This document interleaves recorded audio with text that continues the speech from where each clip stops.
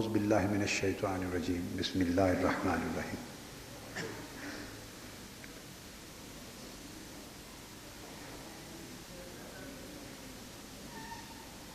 وَإِذْ قَالَ مُوسَىٰ لِقَوْمِهِ إِنَّ اللَّهَ يَأْمُرُكُمْ أَن تَذْبَحُوا بَقَرَةً قَالُوا أَتَتَّخِذُنَا هُزُوًا قَالَ أَعُوذُ بِاللَّهِ أَنْ أَكُونَ مِنَ الْجَاهِلِينَ قَالُوا ادْعُ لَنَا رَبَّكَ يُبَيِّن لَنَا مَا هِيَ قَالَ إِنَّهُ يَقُولُ إِنَّهَا بَقَرَةٌ لَا فَارِضٌ وَلَا بِكْرٌ عَوَانٌ بَيْنَ ذَلِكَ فَافْعَلُوا مَا تُؤْمَرُونَ قَالُوا ادْعُ لَنَا رَبَّكَ يُبَيِّن لَنَا مَا لَوْنُهَا قَالَ إِنَّهُ يَقُولُ إِنَّهَا بَقَرَةٌ صَفْرَاءُ فَاقِعٌ لَوْنُهَا تَسُرُّ النَّاظِرِينَ قَالَ ادْعُ لَنَا رَبَّكَ يُبَيِّن لَنَا مَا هِيَ إِنَّ الْبَقَرَ تَشَابَهَ عَلَيْنَا وَإِنَّا إِنْ شَاءَ اللَّهُ لَمُهْتَدُونَ قَالَ إِنَّهُ يَقُولُ إِنَّهَا بَقَرَةٌ لَا ذَلُولٌ تُثِيرُ الْأَرْضَ وَتَسْقِي الْحَرْثَ مُسَلَّمَةٌ لَا شِيَّةَ فِيهَا قَالُوا الْآنَ جِئْتَ بِالْحَقِّ فَذَبَحُوهَا وَمَا كَادُوا يَفْعَلُونَ صدق اللہ مولانا العظیم۔ معزز خواتین و حضرات،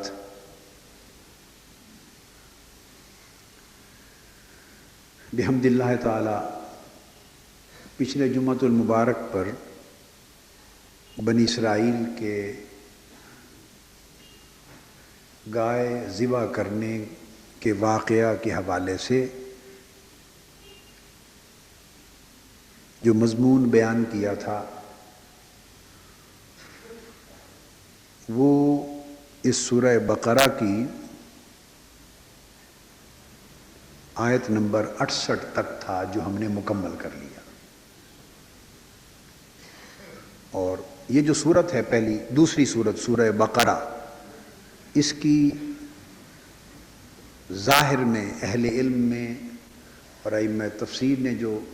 وجہ تسمیہ بیان کی ہے وہ بھی یہی گائے ہے جس کا ذکر ہم کر رہے ہیں۔ اب میں اس تفصیل میں نہیں جانا چاہتا کہ سورتوں کا نام کس طرح رکھا جاتا ہے اور وجہ تسمیہ کیا کیا ہوتی ہے، چونکہ یہ پھر ایک الگ موضوع بن جائے گا اور اصل مضمون رہ جائے گا اور ایک نیا باب کھل جائے گا۔ اس پر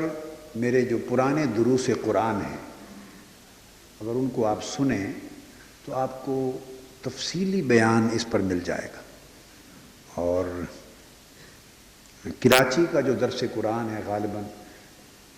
جو دروس قرآن کی سیریز ہے کراچی مسجد رحمانیہ کی، اس میں جب سورہ بقرہ میں نے شروع کی الف لام میم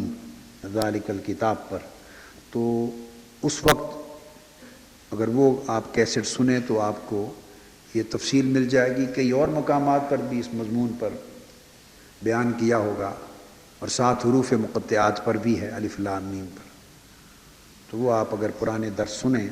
تو تفصیلات مل جائیں گی۔ یہاں کے دروس قرآن جو لاہور کی مسجد رحمانیہ میں، ان میں بھی تفصیلات مل جائیں گی۔ تو ایک وجہ تسمیہ جو معروف ہے سورہ بقرہ کی، وہ اسی بنی اسرائیل کی اس گائے کا واقعہ ہے۔ تو ایک چیز تو بیان ہو گئی کہ جب قوم نے پوچھا موسیٰ علیہ السلام سے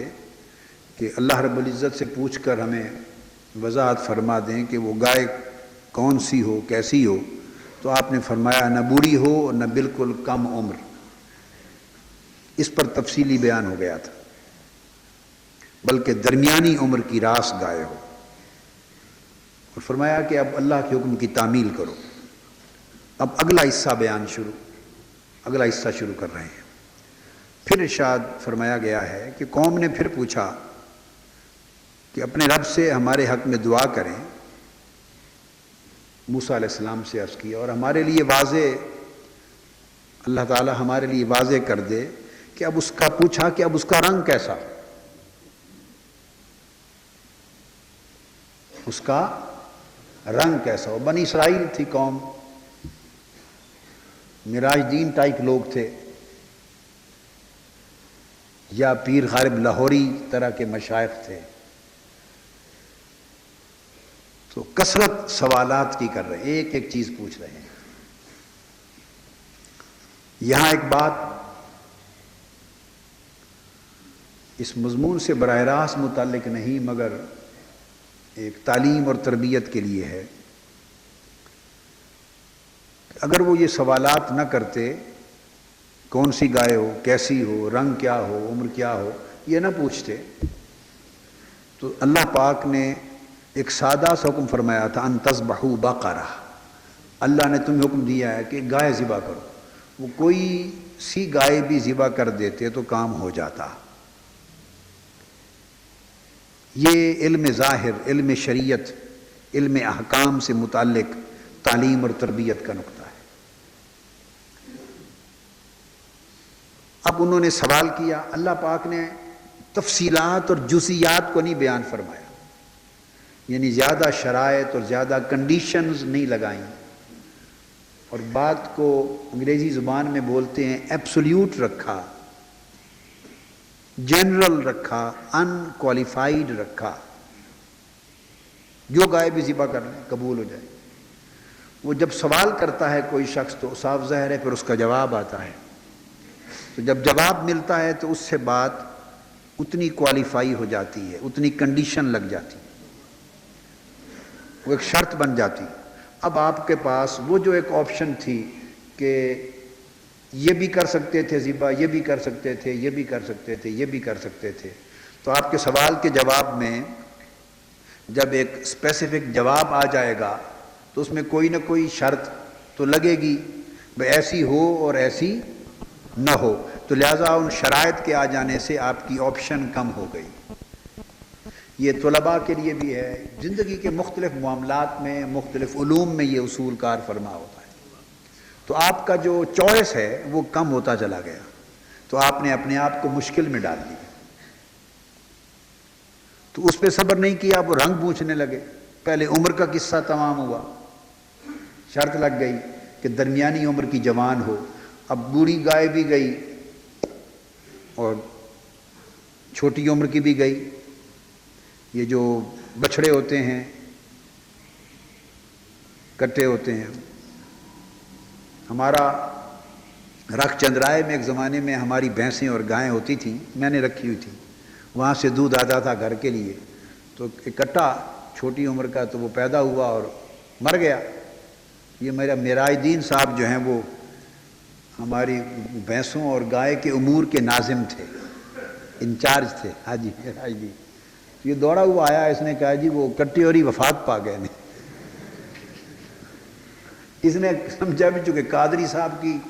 گائے بھینسیں ہیں اور ان قادری صاحب کا گائے بھینسوں کا کٹا ہوا ہے تو ذرا ادب کے ساتھ نام لینا چاہیے، کٹے اور ہی وفات پا گئے۔ اس کی محبت اور سادگی، تو میں نے کہا اچھا وفات پا گئے تو کٹے شاہ دا مزار بنا دے، اسی معراج دین نو سجادہ نشین بنا دینے ہیں، دربار کٹے شاہ سجادہ نشین پیر معراج دین۔ تو اب وہ جو کٹے بچھڑے چھوٹے وہ بھی نکل گئے اور زیادہ عمر کی گائے بھینسیں بھی نکل گئیں، ان کی سمجھ میں پھر نہیں آئی، پھر سوال کیا کہ رنگ کیا ہو، مزید وضاحت کریں رنگ کیا ہو۔ اب جب یہ پوچھ لیا تو وہ کسی بھی عمر کی کسی بھی رنگ کی گائے ہو سکتی تھی، اب جب رنگ پوچھا تو اس پر بھی جواب آیا، تو اور پابندی لگ گئی۔ یہاں سے جو مسئلہ واضح ہوا،